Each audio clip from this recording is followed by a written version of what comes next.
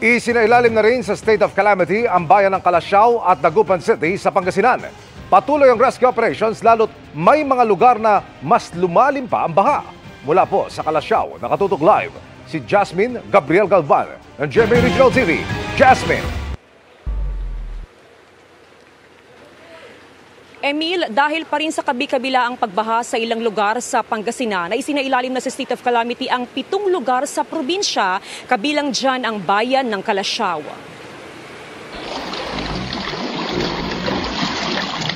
Kumagat na ang dilim, pero tuloy pa rin sa rescue operations ang mga otoridad sa Calasiao, Pangasinan dahil may mga lugar na umabot pa sa lagpas tao ang baha. Hanggang 6 feet above, lagpas taong tubig baha. Mula po kagabi ay meron po tayong bulk ng rescue operation sa Barangay Mancop at saka sa Barangay Lasip.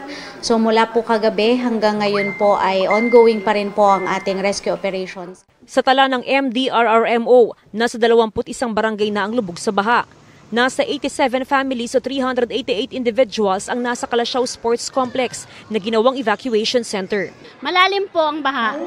Lampas tao. Yung bahay namin naabot na yung sahig. Wala na kayong matulugan. Malaking tulong daw ang deklarasyon ng state of calamity sa Calasiao para mapabilis na may paabot ang tulong sa mga apektado. Nasa state of calamity na rin ang Dagupan City. Ngayong araw ay lalo pang lumalim ang baha sa ilang kalsada sa lungsod. Hindi nakaligtas ang St. John the Evangelist Cathedral na kahapon palubog sa baha. Ang 63 anyos na si Nanay Dolores nagmadaling pumunta sa evacuation center kaninang umaga dahil lagpas bewang na raw ang baha sa kanilang bahay sa Pugo Chico. Saan kayo pupunta? Sa Astrodome po. Okay. So mag-evacuate na kayo? Opo. Ano yung dala-dala ninyo? Damit. Sa tala ng Pangasinan PDRRMO, kaninang umaga, umabot na sa 787 pamilya ang nasa evacuation center sa iba't ibang lugar sa probinsya. Emil, sa mga oras nga na ito ay patuloy pa rin nakakaranas ng bahagyang pag-uulan dito sa Calasiao, Pangasinan. Patuloy din yung pagtaas ng antas ng tubig o ng baha sa ilang barangay sa bayan. Samantala, tiniyak ng lokal na pamahalaan na naibibigay ang pangangailangan ng mga residenteng nasa mga evacuation center. Emil? Ingat at maraming salamat, Jasmine Gabriel Galvan ng GMA Regional TV. Binatikos naman ni Vice President Sara Duterte ang pagtugon ng Administrasyong Marcos sa problema sa baha. Tinututulan din ng bise ang mungkahi ng Amerika na pagtatayo ng ammunition manufacturing facility sa Subic Bay. Ang sagot ng palasyo sa pagtutok ni Marisol Abduraman. Sa isang interview sa The Hague, Netherlands, naghayag ng pagtutol si Vice President Sara Duterte sa iminumungkahi ng Amerika na pagtatayo ng ammunition manufacturing facility sa Subic Bay sa Zambales. Sabi ng bise, walang independent foreign policy ang Pilipinas kung iisang bansa ang kinikilingan nito. Ang nakalagay sa ating saligang batas, no, na meron tayong dapat independent foreign policy. Kung yung ginagawa ng gobyerno ay kumkiling sa iisang bansa lang, ibig sabihin nun, wala na tayong true independent policy. Ang mungkahing ammunitions facility, bahagi ng Defense Cooperation ng Amerika at Pilipinas sa ilalim ng Enhanced Cooperation Agreement o EDCA. Ang sabi ni Pangulong Marcos, makakatulong daw yun sa pagiging self-reliant ng Pilipinas pagdating sa depensa. The United States is assisting the Philippines in what we call our self-reliance defense program, which is to allow us to be self-reliant and to be able to stand our own 2 feet.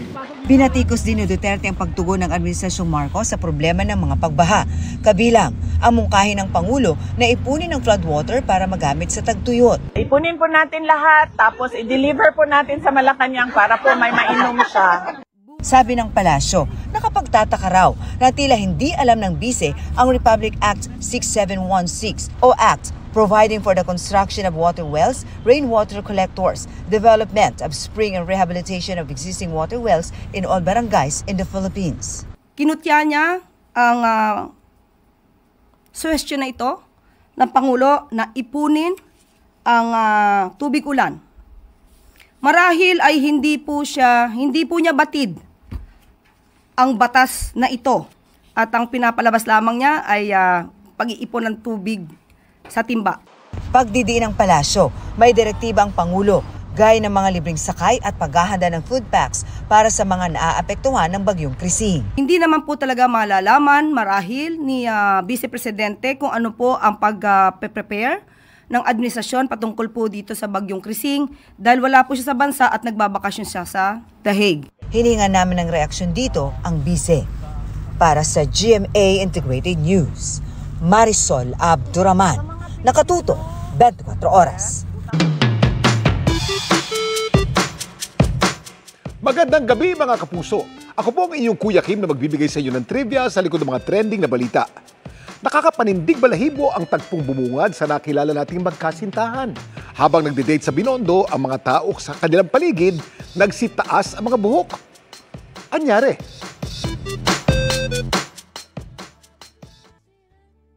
Nang mamasyal kamakailan sa Binondo, si Micah at ang kanyang nobyo, meron daw nagpatayo sa kanyang balahibo. Napansin kasi nila na mga nakapila kasi sa isang tindahan. Tila nagsisitayuan ng mga hibla ng buhok sa ulo. This happened around July 6. Tapos, napadpad po kami dun sa isang store. Then habang nakapila kami dun, nagulat ako kasi nagtatayuan na yung mga buhok ng mga tao. Dahil dito, si Micah natakot. First time ko makakita ng gano'n. Naalala ko na once daw na tumayo daw yung buhok mo, there might be a possibility na makidlatan. Ano kaya ang rason bakit nangyari ito? Kuya Kim, ano na? Kapag nakakaramdam tayo ng takot o kaya tayo'y nilalamig, tumatayo ang ating mga balahibo. Isa itong response ng ating katawan na kung tawagin, piloerection. Nangyayari ito kapag maliliit na muscles na nasa base ng ating hair follicle ay nagko-contract. Pero ang pagtayo naman ng mga buhok sa ulo ng mga mamimili sa Binondo, iba ang kaso. Ang posibleng rason kasi nito, hindi takot, lamig o matinding emosyon, kundi static electricity. Ang static electricity ay isang electrical charge sanhi ng friction o di kaya ng imbalance ng electron sa surface ng isang material. Itong electrostatic, ito yung electrons, they can transfer, no? And then move from one object to another. Sa kaso ng viral video sa Binondo, saan kaya posible nang galing ang static electricity? Kung obserbahan natin yung sa Binondo, basa so malamang kakatapos lang ng ulan, yung clouds, no, yung clouds natin, pag nag-collide yung mga particles, usually nagkukos ng electrically charged. Possibly after the rain, very condensed yung accumulation ng clouds na electrically charged.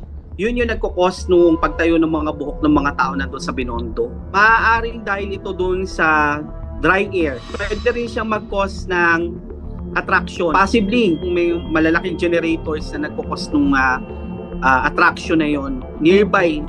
Ang tanong, may dapat bang ikabahala dito? Totoo na maaaring sanhi ng kulog o kidlat, pero hindi ito totoo natatama directly doon sa tao. Manageable naman siya, hindi naman siya highly risky pagdating doon sa mga tao. Unless mataas yung voltahe. Pamilyar ba kayo sa machine na ito? Na kapag iyong hinahawakan, matik tatayo ang iyong mga buhok sa ulo.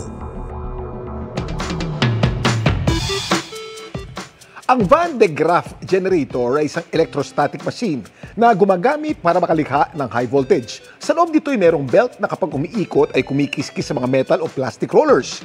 Dahil dito nagkakaroon ng static charge. Ang naiipong static electricity ay nililipat sa isang metal sphere. Kaya kapag hinawakan ito, tumatayo ang ating mga buhok. Samantala, para malaman ang trivia sa likod ng viral na balita, i-post o i-comment lang #Kuya Kim. Ano na? Laging tandaan, kimportante ang may alam. Ako po si Kuya Kim at sagot ko kayo 24 oras. Patay matapos makuryente ang isang barangay health worker nang puntahan nito ang binahan nilang health center sa May Kawayan, Bulacan. 4 na barangay pa ang baha roon pero may ilang residenteng hindi na lumikas. Nakatutok live si Rafi Tima. Rafi. Emil, humupaman bahagya yung baha ay nagdeklare pa rin ng state of calamity ang syudad ng May Kawayan dito sa Bulacan dahil lubog pa nga yung 4 sa kanilang mga barangay. At kapag nagtuloy-tuloy itong ganitong masamang panahon, ay posibleng magtagal pa yung paghupa ng baha o kaya madagdagan yung mga bahang lugar. Ito ang pangunahing kalsada papasok sa Barangay Bayugo, isa sa pinaka-apektadong barangay dito sa May Kawayan. Bangka na lang pwedeng pumasok dahil sa hanggang bewang na tubig baha sa ilang bahagi ng barangay. Marami ang ngayon palang muling nakalabas para bumili ng supply dahil bumaba na raw ng bagya ang baha rito. Bibili ako para may pantinda ako. Wala na mabila. Punta kami bayan. Si Nanay Milagros, nagdesisyong manatili na muna sa kanilang bahay dahil may second floor naman daw ang kanilang tahanan. 6 na taon na raw silang nakatira rito at taon-taon daw talaga silang nakakaranas ng baha. Hindi ko kayo hindi na kayo alis? Ay, hindi na.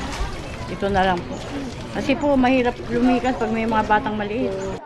Kanina dumating na ang relief supply sa barangay. Ipapamahagi raw ito sa mga residenteng piniling manatili sa kanilang mga bahay sa gitna ng pagbaha. Pero sa gitna ng pag-aasikaso sa mga apektadong residente, nagluluksa ang barangay. Kahapon kasi nasawi ang isa nilang barangay health worker matapos makuryente. Sa gitna kasi ng baha, pinili daw ng BHW na si Cristina Padora na magtungo sa kanilang barangay health center para sana i-secure ang kanilang mga gamot. May nahawakan po siya yung poste po ng tent na may ground. Ang sabi naman po sa kanya, huwag ka nang tumuloy. Kasi may kuryente yan pag may ground. Nakita po namin siya nakahiga na sa tubig . Ang asawa ng barangay health worker, hirap matanggap ang nangyari. Magdidiwang pa raw sana siya ng kaarawan sa August 4. Bukod sa asawa, nauli na niya ang 2 anak. Mabait po yun sir, masipag. Mabait po.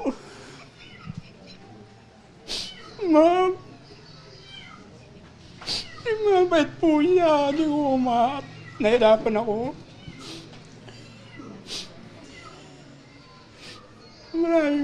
Marami pa kami paano sir . Makatatanggap naman daw ng tulong ang pamilya mula sa LGU ng May Kawayan. Sa ngayon, 4 na barangay na lang ang lubog sa baha mula sa 11 kahapon sa kasagsagan ng baha. Ang DSWD naghatid na ng tulong ng mainit na pagkain sa mga evacuees na narito sa sports complex ng May Kawayan. Sa ngayon, 70 pamilya o 303 individual ang narito ngayon sa evacuation center ng syudad. Yung ibang nagsilikas ay pinili daw na makitira sa kanilang mga kaanak. Yan ang latest mula dito sa May Kawayan, Bulacan. Emil? Maraming salamat, Rafi Tiba. Kabilang sa mga pinaka-apektado tuwing bumabagyo, ang mga senior citizen at ang mga may karamdaman. Sa Parañaque, ilan sa kanilang hindi na nagawang lumikas kahit baha.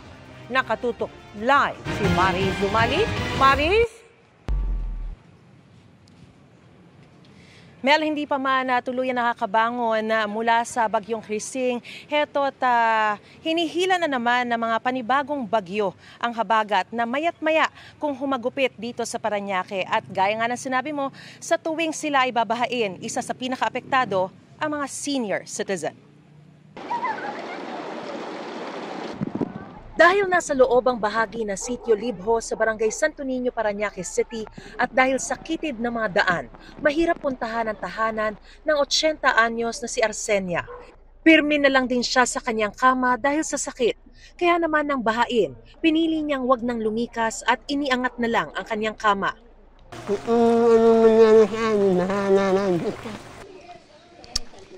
Sirap kasi ng buhay namin. Wala kami mga trabaho. Tulad nyo, wala kaming pagkain. Hindi wala eh. Nang tatag-ulan, hindi kami makatrabaho. Matagal pa ito matanggal. 2 buwan bago matanggal yan. Kaya iniisip ko yung kapatid ko kasi baka mamaya malit to. Mahal na mahal ko siya kasi may Alzheimer po kasi siya eh. Ayaw po niyang lumipat kasi nag-aalala daw po siya sa kanyang mga gamit. Kahit na mga aabubot po yan, ayaw niya pong umalis. Lalo na yung mga alaga niya. Namatay na nga lang po yung mga aso kasi nalunod. Ang nararanasan po natin sa ngayon bahagyang ambon, pero hindi pa po tuluyang humuhupa ang baha rito. Ang sinasabi ng mga residente rito, inaabot po hanggang 2 buwan ang baha rito bago tuluyang humupa. Mas masaklap mga kapuso ay kung makikita po ninyo, hindi lamang po ito tubig, no? Kitang-kita natin kung gaano karaming basura, dumi. Ang problema rin po rito, wala raw pong maaagusan yung tubig dito dahil wala naman daw drainage. Kasi to private property, itong lote. Kaya wala pong magawang paraan ng government ni Kapitan. Nakikitira lang po kami. Natatakot naman din po, may binibigay yung barangay ng gamot para sa daga, sa baha. Baha rin sa katabing Area 1 Extension. Kaya hindi madala sa ospital ang 74 anyos na ina ni Mayflor na si Nenita. Meron po siyang breast cancer, tapos mahina na rin po siya. Pag naglakad, hinihingal na siya. Sobrang hirap din, syempre, nakakapagod pag yung mayat-maya, linis ka, baha. Sana masolusyonan tong ganitong sitwasyon namin dito na lagi kaming binabaha. Pinili na ring wag lumikas ng 6 na magkakapatid na senior citizen ito dahil sanay na nila at may second floor naman. Pinagtulungan na lang nilang iangat ang mga muebles at kasangkapan sa bahay. Siyempre yun, nanginginig kasi kaya anong edad na namin, ang sasakit na ho sa katawan. Mahirap na kaming maglabas-labas. Kinerbiyosa po lahat. Puro senior ho ang kasama ko. Lilig pa lang namin umulan. Nagigising na kami kahit na anong oras, kapares ng isang gabi. Alauna ng gabi, umulan. 2:00, nasa baba na kami. Kasi natatakot po kami kasi baka pumasok, lumaki yung tubig. Naka-ready na kami. Kakalunat po kami ng trauma. Ang sinisisi nila sa baha. Yung paggawa lang nito siguro yung kalsada. Kasi mula nung tinaasan yon, hindi na talaga umaano. Dati hindi naman masyado nadulas ako doon. Kaya yun ito, namamaga yung aking tuhod. May mga nagmamagandang loob namang nagdadala ng tulong gaya ng palugaw na ito sa mga residente ng Sitio Libho. Mel, sa mga sandaling ito ay tumigil na muli ang ulan at maganda yan dahil kahit papano ay humuhupa ang baha at hindi rin sila mangangamba na baka tumaas na naman yung tubig dito sa tabing ilog. Sa ngayon, nasa 1,500 na pamilya nasa mga evacuation center at sinabi rin sa atin ng Disaster Risk Reduction and Management Office nila na kinakailangan munang magpulong ang Disaster Council para malaman kung kailangan bang magdeklara ng state of calamity sa kanilang lugar. At yan ang pinakasariwang balita mula rito sa Barangay Santo Niño sa Paranaque. Balik sa Mel. Maraming salamat sa iyo, Mariz Umali. Awat muna sa puksaan at ganda-gandahan dahil may kilig plot twist na abangan sa Beauty Empire. Si Pambansang Ginoo David Licauco muling makakasama on screen ang other half ng Barda na si Barbie Fortesa. Makichika kay Nelson Canlas. Labis-labis ang pasasalamat ng cast ng Beauty Empire sa gabi-gabing pagsubaybay ng mga manonood sa kanilang serye sa GMA, pati na sa streaming platform na View. Aliw ang fans di lang sa tarayan at ganda-gandahan, kundi pati na rin sa mga nakakagulat at nakakakilig na plot twists. Overwhelming dahil bukod sa mataas yung engagements namin online, number 1 din kami sa View, pinapanood din talaga kami ng mga tao sa GMA sa gabi. Kaya siguro yun ang hindi ko inaasahan na talagang napakaganda ng reception ng mga tao. Maraming salamat sa lahat ng mga kapusong nanonood gabi-gabi sa Beauty Empire and of course sa lahat ng mga sumusuporta sa amin. Talagang na-feel namin yung pagmamahal nyo.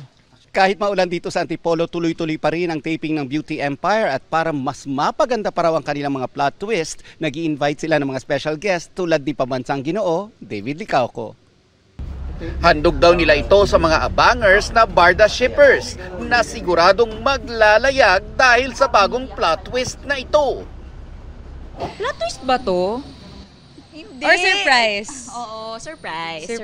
Ay, may surprise! Hindi na surprise kasi na-interview ko na. Ano ba yan? Na-surprise ka ba? Super. Talaga? Hindi, joke lang. Ayan. Then napag-usapan na namin to, syempre.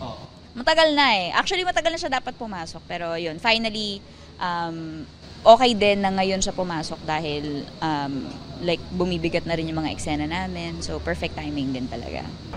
Si David, ilang linggo raw ang hinintay na makasama muli si Barbie sa isang project. Kaya't na-excite daw siya nang tawagan siya para sa taping. It's been 7 months since I last acted, which makes me excited actually. And also, obviously, I'm working with Barbie again. Confirmed dateless daw si Barbie sa darating na GMA Gala this August. Ang kanya-kanyang co-star na si Kailin, going solo din.